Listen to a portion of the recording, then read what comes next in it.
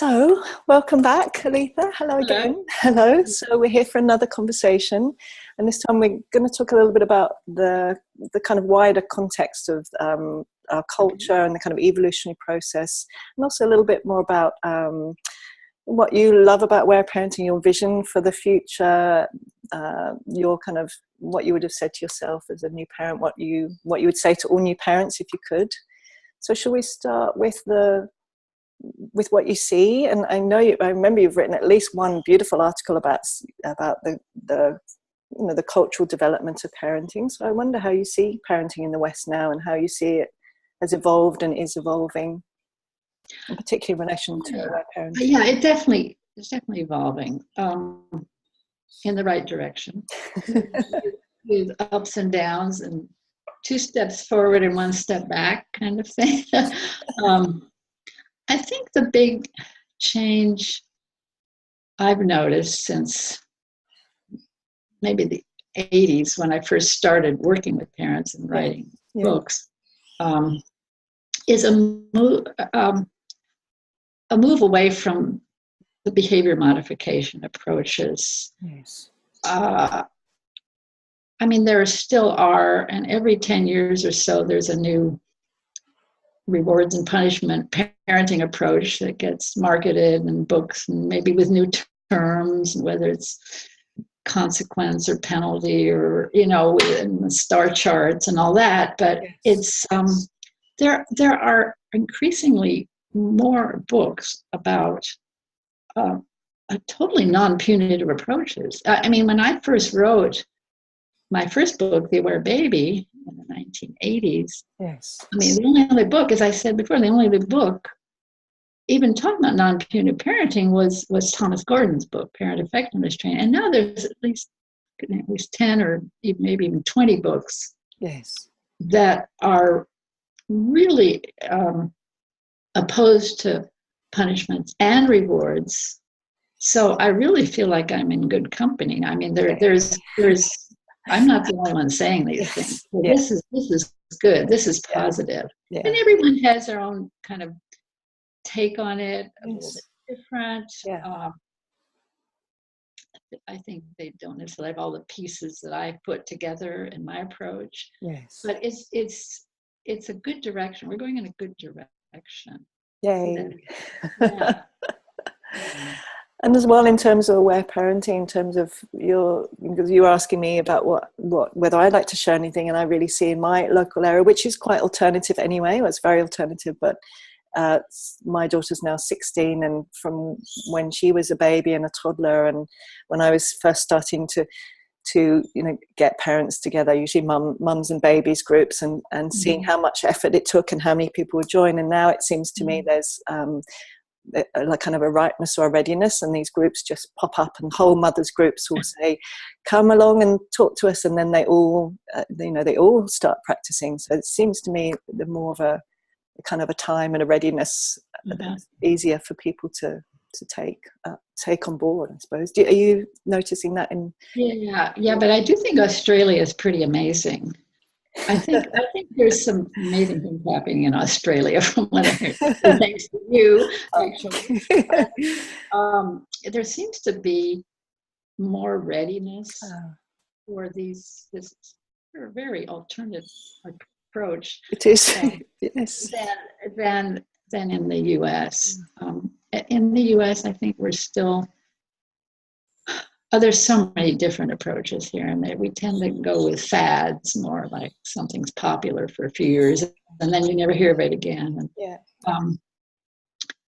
But I don't know. It's hard to compare countries, but from what I hear coming from Australia, really wonderful things are happening there. Yeah, there is. Yeah. Okay. So the next thing I want to ask you, and I think we were grouping these together, is if you could go back and talk to yourself as a new mum, and what you would say to yourself about parenting, and also sounds similar question, which is if you could share one message really with all new parents, what kinds of things would you want to say to them? And the first thing that comes to mind is get help, get support, find a tribe. Yeah. if you don't have parents nearby, find friends, find other people who are having babies, get together. Yeah. Don't let yourself get isolated. We are not meant to raise children in isolation. That's not normal. It's not. I mean, all throughout prehistory, there were tribes, there were clans, there were human beings. We never raised, no parent was ever alone with a baby for any length of time. Yes. This is not normal for human beings. So we need help. Certainly, we need emotional support. Yes. We need people to talk to. Yes. We need shoulders to cry on. It's just we can't do it alone. Yeah. Yeah. Yeah. I love and that. The other piece that I wish someone had told me, or that I would advise, I would warn new parents, is be prepared for getting triggered. Okay? Yes. I tell parents, you are going to relive your entire childhood, whether you want to or not. Okay. At different stages of your child's development, you're going to get triggered in different ways. Yes. And it's going to keep happening. Yeah. And it's going to keep forcing you to really pay attention to yourself and your own trauma. Yeah. If you're open to that, you will progress, and you will, if you can be open to that and kind of use that as an invitation for doing your own healing work. Yes. That will makes such a difference, isn't it? Having that being, rather than the expectation that it's going to be, oh yes, it's going to be, like the image that's often portrayed, it's going to be all roses and butterflies and picnics. But actually, I love the way you phrase it. It's actually the most challenging and the most painful things that we've experienced are going to bubble up at some time or another. Yeah, with our children. Yeah. So be prepared. I do think some parents go into it, oh, let's have a baby, and don't really think about, wait a minute, the way you were raised is going to really be important here, Yes. And the partner we choose to have a baby with, they're going to bring up things that we never even knew, right? Yeah. They're going to get triggered in ways we can't imagine. Yes. Yeah. So. And we'll see different things in each other that we could never imagine would be. Yeah. Right. So big, isn't it? Yeah. I don't know about you, but I'm so grateful that I'd done 10 years of intensive therapy and, having a background in developmental psychology. And I'm so impressed with parents who do practice aware parenting without having that background, because it's so big emotionally, isn't it? Yeah. Yeah, I'm firmly convinced, and I've seen it happen many times, that people can do this, can be good parents, aware parents, in spite of a history of trauma and abuse. Yeah. It is possible. Yeah. It's possible. It's not easy, but it's possible. Yes. Yeah, me too. And it takes a lot of support. Yes. Yeah, I love that you emphasize that, because I think often parents will go into it and well, I'm just going to do it myself, and really it's not possible, is it, without support? It's not a sign of weakness. Yeah. There's kind of a myth. Oh, you can handle this, and a myth for women to be able to do everything. We're supposed to have careers. We're supposed to be wonderful wives. We're supposed to be wonderful mothers, and we're supposed to look glamorous.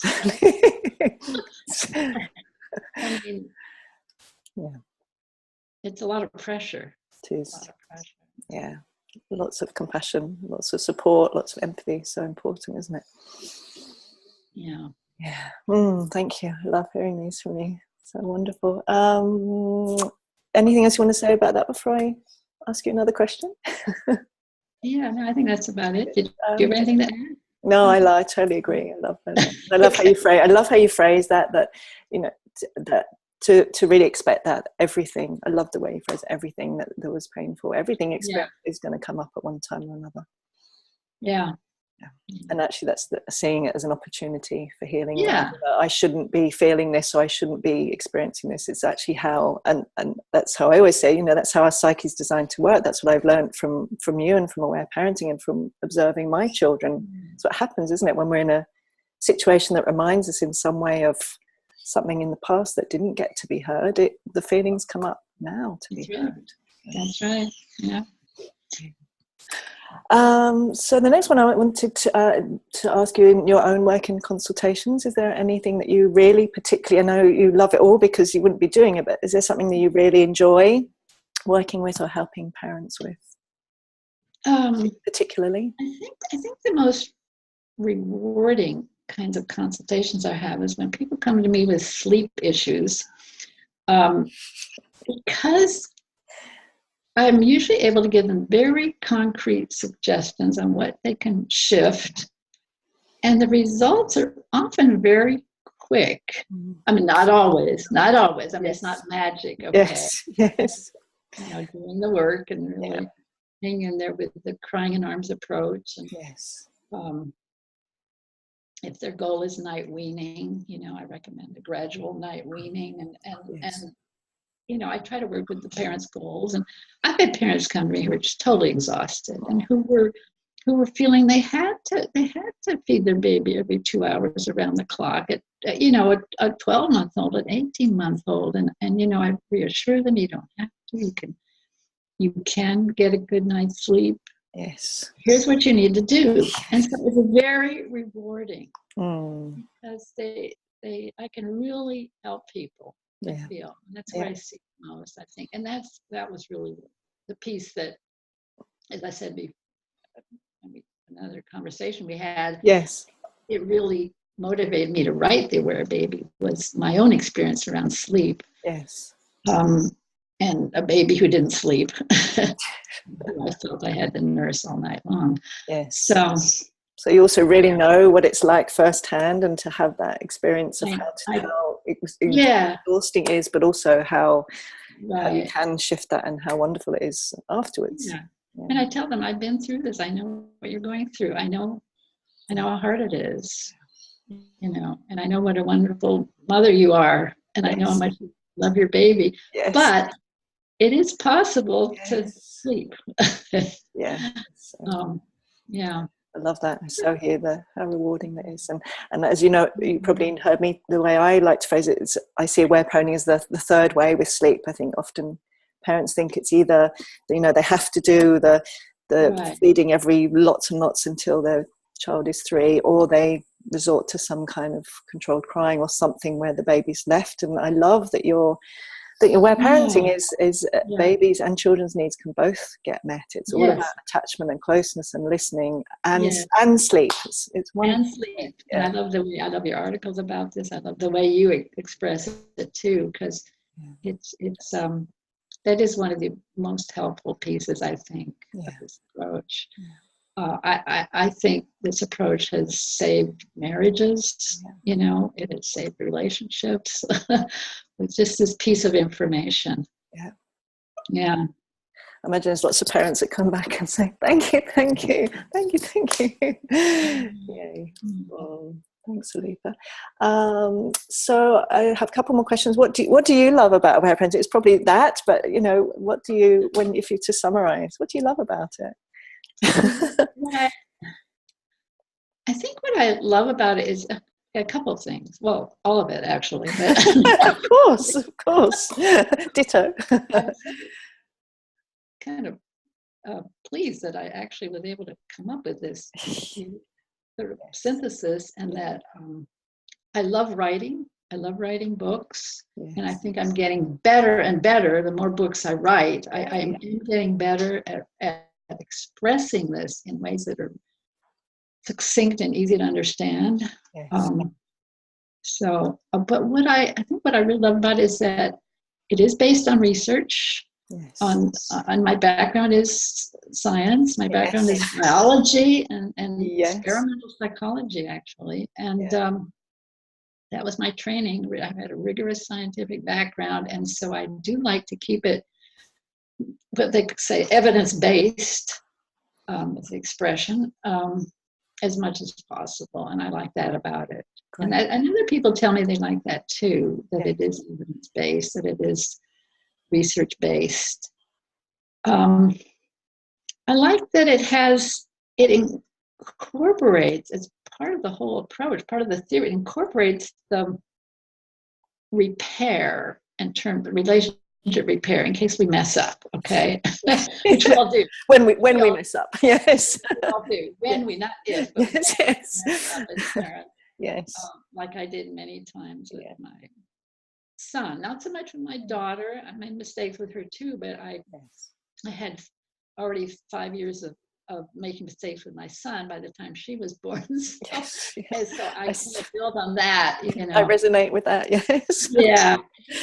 So, but even if we hit, yell, use timeout, you know, even if we do these things that we don't want to do, we can repair that relationship, and we can repair it through listening, through play, through listening to our child say they hate us.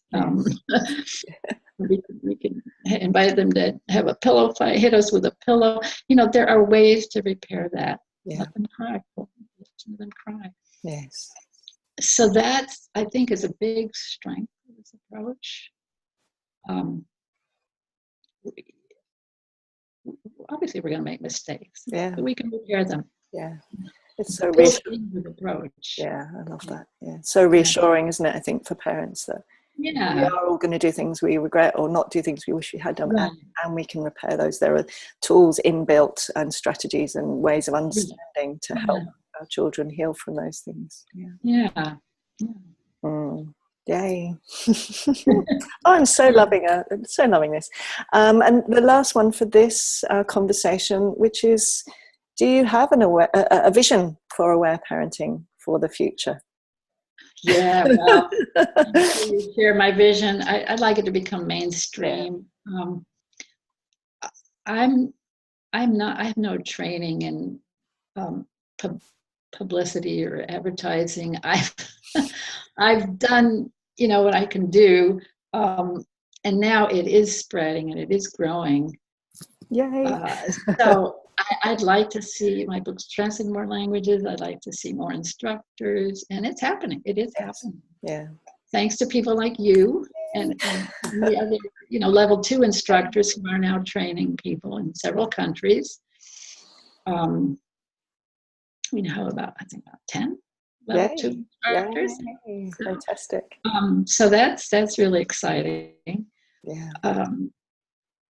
To just have more people out there explaining these concepts. So I'm not the only one. It's been a long time since I've been the only one, but I'm feeling more and more supported by you and other people, you know, who are excited about this approach and trying to and really being very effective in helping other parents understand it too. Yay. I love that. That's my vision too, by the way, that it becomes mainstream. So. Yeah. Yay. Yeah. And because knowing the implications, you know, children raised in these ways, the implications for the whole planet. And I remember a long time ago, there was a review, and I'm not even sure if it's on the back of, but one of your books, wasn't there was it by Paul Vereshak or one? Do you remember that review you had a long time ago about, you know, really changing the future in terms of violence and you know, how people treat each other and wars and all of those things. You know, really the repercussions of this kind of parenting is profound, isn't it? There's several people have said that about my work, and I like to believe that's true, that we can change the world this way. I think we are changing the world this way, one family at a time. Yes, you know, I love that. It's going to take more people and more families and more countries, but I think it's happening. Yeah. Little by little, I'm hopeful. Yay! Yeah, me too. and my books are not the only books too. Yes. I want to emphasize that. Exactly. There's other books. There's other wonderful books out there now, and those are spreading too. Yes. So it's there's just a general trend which is going to change the world. Yeah. Yeah, it's kind of inevitable in a way, isn't it? That evolutionary process. When we look at parenting, even in the last 500 years or so, Yeah, we've come a long way just in the last 50 years. Exactly. Yes. Yeah. I love that. I love hearing your vision and your hopefulness around that. And again, I really want to thank you so much for your work, for your books, for your session, your consultations, all that you share with the world. And I'm so eternally grateful to you, both for my family and my life and my life's journey in sharing your work really with others. So thank you so much. And thank you for these conversations. I've loved them so much, and hope we get to do some more. Yeah. So thank you so much. Okay, well, thanks for this, and I really appreciate everything you do. And thank you. And try for you to do these little interviews. Yay! Okay, well, thank you so much, and I hope we'll do some more. Bye for now. Bye-bye. Bye-bye.